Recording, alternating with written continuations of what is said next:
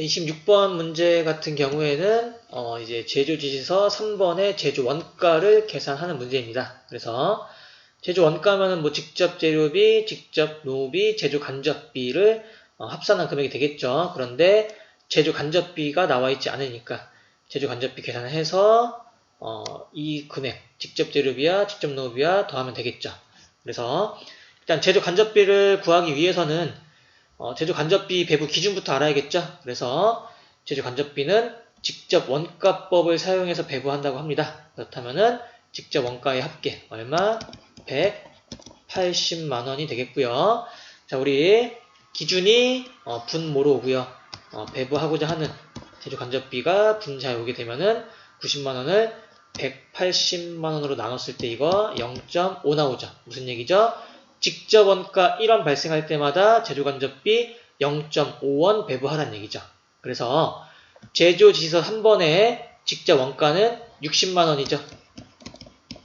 60만 원인데 0.5원을 배부해야 되니까 0.5 곱해서 제조 간접비 얼마? 30만 원 배부해주면 된다는 얘기죠. 그래서 제조 간접비가 30만 원이니까 답이 30만 원이 아니라 제조 원가 구하라고 했으니까 이거 다 더하는 거죠. 그래서 직접 재료비 25만 원, 직접 노비 35만 원, 그리고 제조 간접비 30만 원 더하니까 제조 원가는 90만 원이 나오게 되겠습니다. 그래서 26번의 답은 1번이 되겠습니다.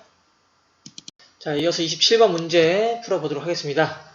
27번은 자, 관리 회계와 원가 회계에 대한 설명으로 옳지 않은 것을 찾고 있습니다.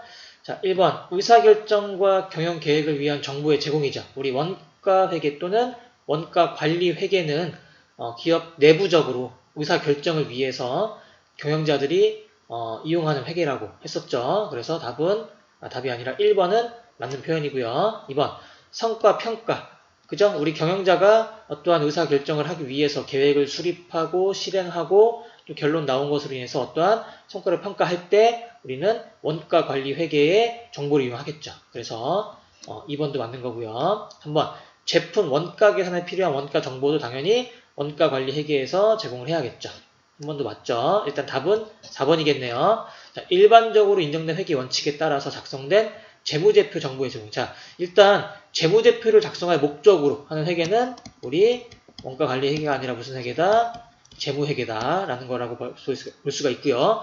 우리 재무회계는 작성하는 데 있어서 기업 내부 자체적인 기준으로 하는 게 아니라 일반적으로 인정되어서 대부분의 기업들이 사용하고 있는 회계 원칙을 사용해야 되는 게 재무회계였고요.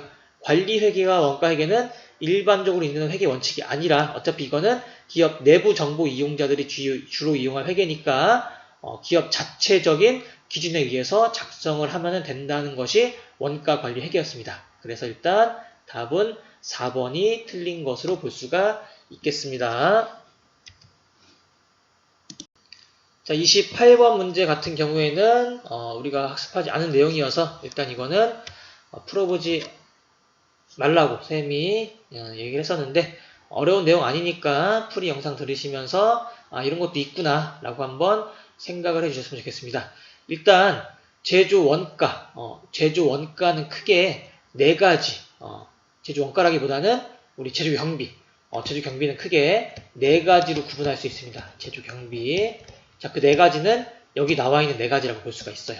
그래서 월할 제조 경비, 발생 제조 경비, 측정 제조 경비, 지급 제조 경비 이렇게 제조 경비의 특성에 따라서 4가지 중에 한 가지로 분류를 할 수가 있는데 일단 월할 제조 경비 같은 경우에는 1년 동안 발생하는 원가 경비 또는 비용이 있는데 이것을 12달로 나누어서 한 달에 얼마인지 이렇게 계산하는 거 우리가 월할 제조 경비라고 해요. 이거를 우리가 월할 제조 경비라고 합니다. 그래서 일단 금액은 1년짜리로 발생을 하는데 그것을 우리가 다달이 나눠서 한 달에 얼마인지 그 얼마인지 나온 금액을 원가 계산에 투입하는 것을 월할 제조 경비라고 하는데 자, 이러한 월할 제조 경비에는 대표적으로 뭐 보험료라든가 우리 보험료 1년치 다 내잖아요. 근데 나누기 12 해가지고 한 달에 원가 계산에 껴야 되는 거니까 이런 보험료가 월할 제조 경비라고 볼 수가 있겠고요. 또는 뭐 감가상각비 이런 것들도 월할 제조 경비라고 볼 수가 있겠습니다. 감가상각비. 자, 두 번째 나온 순서대로 해볼게요. 발생 제조 경비가 있는데 발생 제조 경비는 실제 현금의 지출이 일어나지 않아요. 현금의 지출이 일어나지는 않지만 근데 이거는 원가 계산에 포함되는 거. 이런 거 우리가 발생 제조 경비라고 하는데 우리 회계라는 것 자체가 발생주의에 의해서 작성이 되는 거라고 했잖아요. 그래서 실제로 현금의 유출입이 없다 하더라도 지금 이 기간에 발생한 비용이다 라고 하면은 우리는 원가 계산에 포함시켜서 원가 계산 진행하는데 이렇게 발생하는 것을 우리가 발생 제조 경비라고 합니다. 그래서 이러한 발생 제조 경비에는 우리 방금 25번 문제에서 풀어봤던 것처럼 감모 손실 같은 거 우리 감모 손실이라는 게 눈에 보이나요? 이런 거 안 보이죠? 그런데 원가 계산에 포함이 되어야 될 때도 있는데 이런 거 우리가 발생 제조 경비라고 볼 수가 있겠습니다. 참고로 감모 손실 중에서 원가성이 있으면은 얘는 원가 계산에 포함이 돼야 됩니다. 우리 지난 문제에서는 원가성이 없었기 때문에 원가 계산에 포함이 안 됐었죠. 자, 그래서 발생 제조 경비 했고요. 세 번째 이제 측정 제조 경비라고 있는데 측정 제조 경비는 어떠한 계량기에 의해서 측정이 되어서 지급돼야 되는 경비 있죠.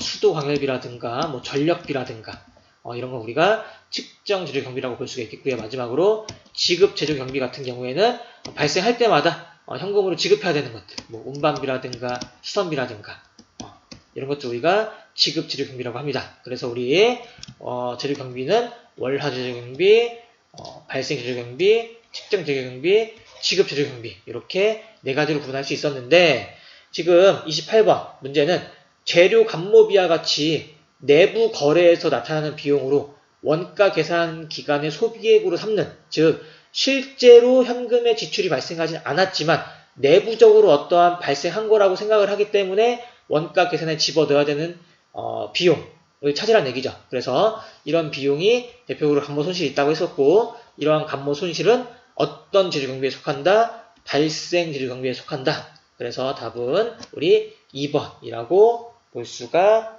있겠습니다. 28번은 2번이고요. 자, 이에 이어서 29번 문제를 풀어보도록 하겠습니다. 자, 29번 문제가 조금 길어 보여서 어려워 보일 수도 있는데 천천히 한번 잘 읽어보겠습니다. 실제로 쉬운 문제는 아니에요. 어려운 문제예요. 자, 천천히 하나씩 읽어보도록 하겠습니다. 자, 29번. 자, 제조 부문 원가의 예정 배부에 관한 설명 중에서 옳지 않은 것을 찾는 겁니다. 자, 1번.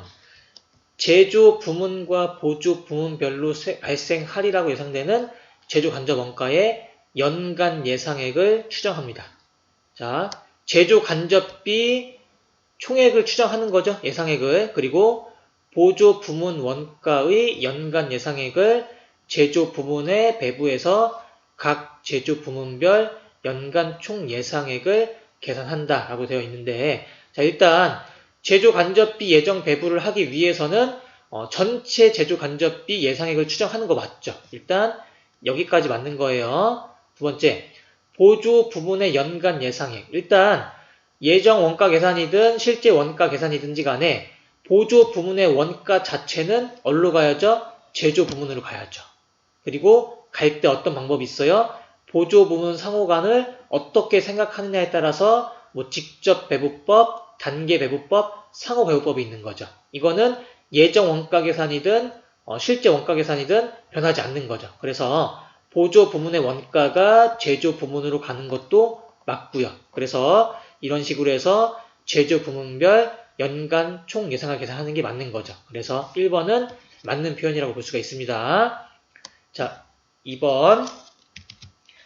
자, 제조 부문별 제조 간접 원가의 연간 총 예상액을 제조 부문별 배부 기준의 연간 예상액으로 나누어서 제조 부문별 예상 배부율을 예상 배부율을 계산한다. 자, 쉽게 말해서 우리가 배부율 계산하는데 이거 무슨 배부율? 예정 배부율 어떻게 구하냐 그거 물어보고 있는 거죠. 그럼 배부율 어떻게 계산하는 거죠? 밑에는 기준 오는 거고 여기는 총 예상액 오는 거죠. 그래서 우리는 무엇을 배부할 거니까 제조 간접비를 배부할 거니까 제조 간접비 연간 총 예상액. 잠시만요. 이게 지금 잘 안 움직이는데, 됐습니다. 제조 간접 원가 총 예상액. 이게 1로 오는 거고. 그 다음에 배부 기준이 1로 오는 거고. 그럼 뭐가 나온다? 배부율 나온다. 그죠? 그래서 2번도 맞는 표현이라고 볼 수가 있겠죠.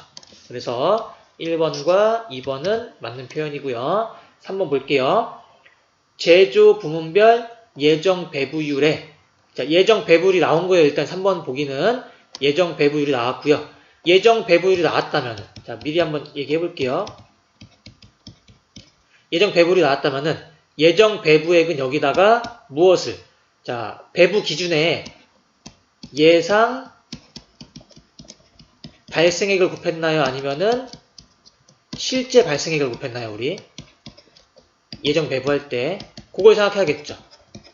자, 예정 배부율 구했다면은 여기다가는 이제 예상 발생액을 곱하는 게 아니라 배부 기준에 실제 발생액을 곱해서 예정 배부액을 구하는 거라고 아주 많이 강조했었죠. 그래서 얘가 아니라 실제다라는 거 기억하시면서 3번 읽어볼게요. 예정 배부율에 배부 기준에 예정 발생분을 곱한다. 아니죠. 예정이 아니라 실제 발생분을 곱해야지 예정 배부액이 나오는 거죠. 그래서 일단 틀린 거는 3번이라고 볼 수가 있겠습니다.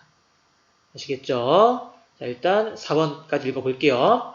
자, 배부 차이가 발생했습니다. 이것도 아까 20 몇 번이었죠? 배부 차이가 발생 23번이었습니다. 23번에 했던 거예요.